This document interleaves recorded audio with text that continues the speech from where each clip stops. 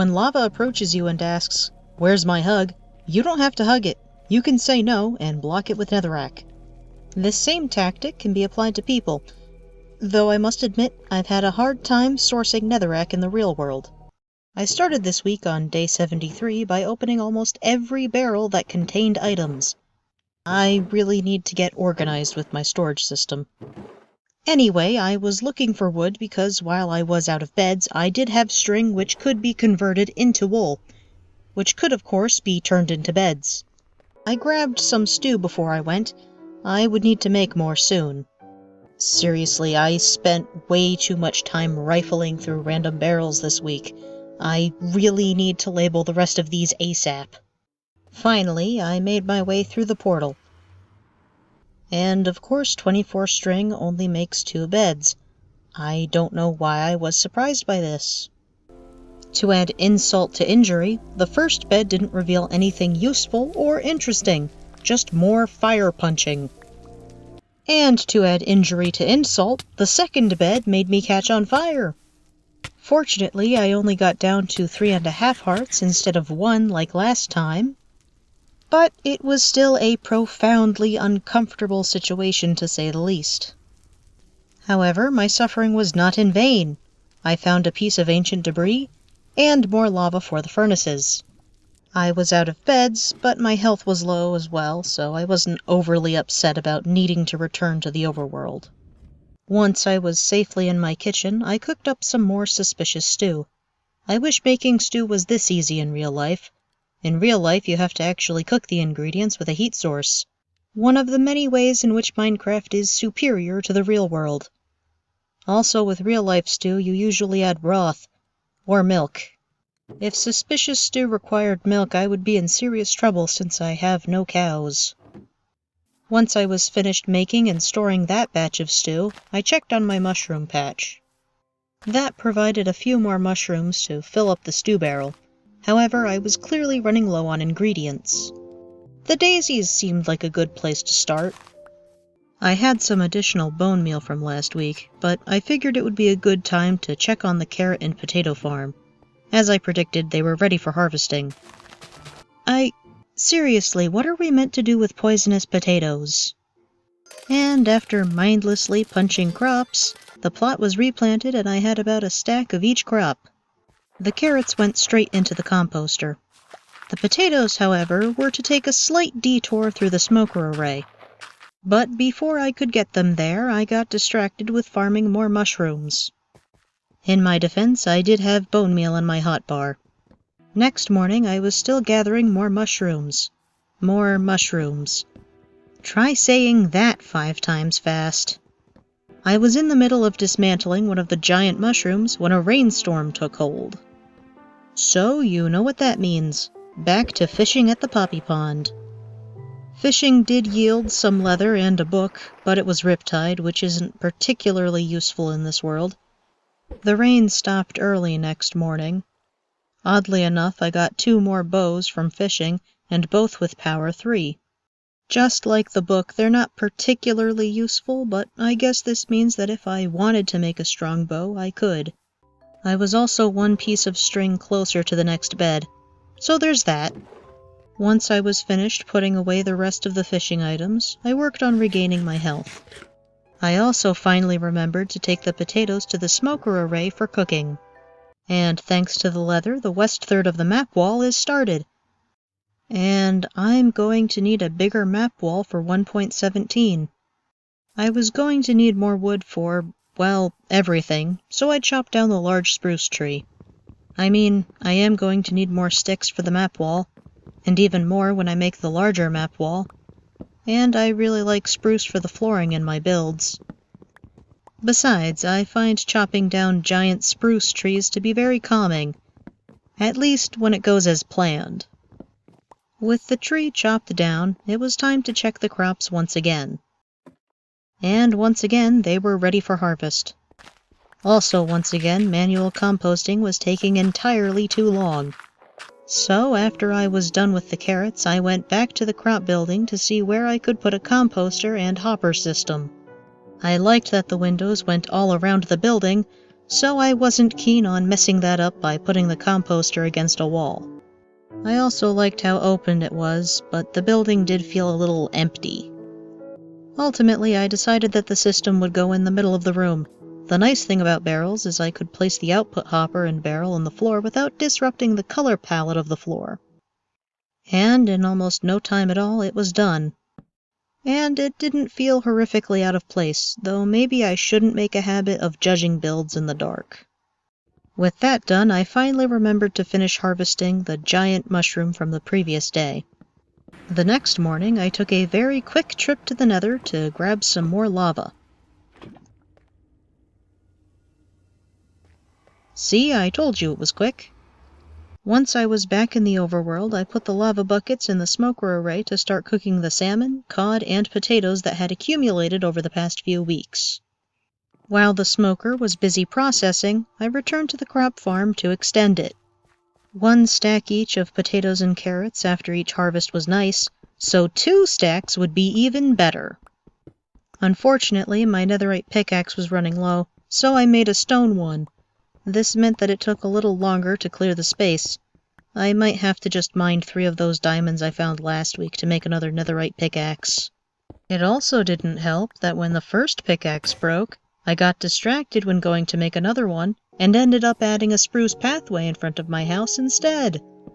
I even ended up making a stone shovel before making another stone pickaxe. Eventually, I did return to finish what I had started in the crop farm.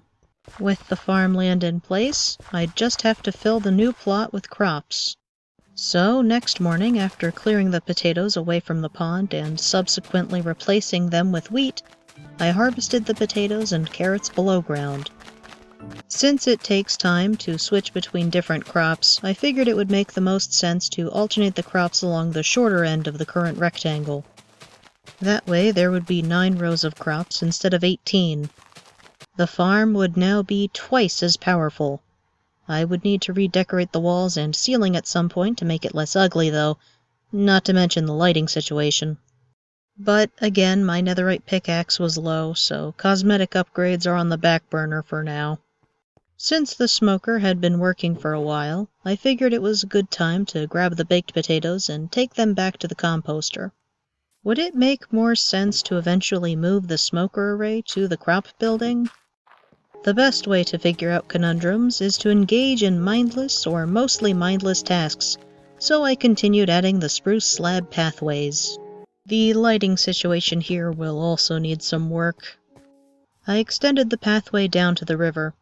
A dock for my boat would be nice. But since I was back at full health, it was time to return to the Nether for more netherite mining. I was out of beds and didn't really feel like traveling to the other villages, so I grabbed the TNT, made some buttons, and went on through the portal. Now, the nice thing about using TNT and buttons is that I had plenty of time to run away before the blast went off, whereas with beds, you can't run away because the explosion happens instantly. So that saves some stew. The downside is that TNT doesn't uncover quite as many blocks as using beds. Also, it doesn't set things on fire, so everything just feels darker, gloomier. Something must be wrong with me because I kind of missed punching fire. I finally got a little excitement when a wall of lava blocked my view of where the TNT had exploded.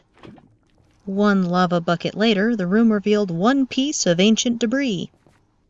However, I eventually got so bored with playing it safe that I decided it would be more fun to try setting off 2 rooms of TNT at once and then running. I must have taken some damage, but not nearly the amount I was used to with bed mining. I also got a 2nd lava bucket for my troubles. So I did it again. And again. And again. But there was a problem. There were 2 lava source blocks and no empty buckets. Yes, I could use a block of netherrack to wipe out the lava, but I hate the idea of wasting a potential resource. So I returned to the ladder room and made a lava trough. Unfortunately, removing the 2 lava sources didn't reveal anything exciting, but I did have 2 more lava buckets. Afterwards, my last stone pickaxe broke, so I refilled the third bucket with lava and returned home again. It was raining, so I tried to empty my inventory and retrieve the fishing rod as soon as possible. However, I only managed to catch one salmon before the rain stopped. What really makes me mad is that probably means that it started raining not long after I went to the Nether. I literally just want mending. Why is this so difficult? I returned to adding spruce slab pathways. I don't like going to the Nether in the middle of the day because that makes it a little more difficult for me to judge when one day ends and another begins. So I just needed to kill some time until the next sunrise. I have been meaning to empty and move these barrels ever since I finished my house. This is my level of procrastination. Will the top of a crafting table stick out like a sore thumb in the slab pathway? Most likely. However, I am tired of running back into the house every single time I want to make more slabs. Besides, there are worse things I could put in the middle of a wooden pathway, like lava. I wasn't 100% sure where else the pathway needed to go, so I made my second netherite ingot. I was just one netherite scrap short of making the third ingot. While I was waiting for the sun to rise, I chucked some carrots I found lying around and the baked potatoes into the composter array. I also tended the crop farm again. It feels a little weird that I can hear the composter work while I tend the crops. But once I was done, I could throw the carrots into the composter, and the potatoes into the smoker array. And while reviewing this footage, I just realized there was a cave sound in this clip. I'm beginning to question the wisdom of building my house on top of a cave. I certainly wouldn't recommend doing so in real life. With the sun finally up, I could return to the Nether and resume TNT mining. Oh, nice! More lava. Of course, I was compelled to mine the gravel. However, I did get more lava from the back of the pile, so that was nice. And the third bucket was filled after the next pair of explosions. There was some gold, too. I'd have to come back for that at some point. The pair of explosions after that also yielded more lava. And an opening. What could it be? Perhaps a cave that led to another biome? I had to know. So I emptied one of the buckets into the lava trough, scooped up the lava that was in the way, discovered that there was a second lava source in the way, widened the trough, emptied a lava bucket again, scooped up the second lava source, and made my way up to the opening. The cave did have some gold, but otherwise it wasn't quite as exciting as I had hoped it would be. There was lava and not one, not two, but 3 dead ends. So after that disappointment, I returned to mining. Don't get me wrong, I'm glad that TNT gives me a chance to run away and take less damage, but bed mining was just so much more fun. I did get 2 more pieces of ancient debris though, so it wasn't all bad. But of course it wouldn't be a true Nether trip if I didn't get jump scared by some wall lava. Anyway, I took that to mean that it was time for me to call it quits and go home for the week. Okay, I'll admit when it comes to removing large quantities of the same block from your inventory, I guess there are some ways where Java is slightly more advantageous than Bedrock. But hey, there's the third netherite ingot.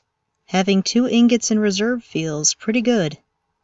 Unfortunately, I didn't have a whole lot else I could do before the week ended, so I spent the rest of the night organizing my barrels.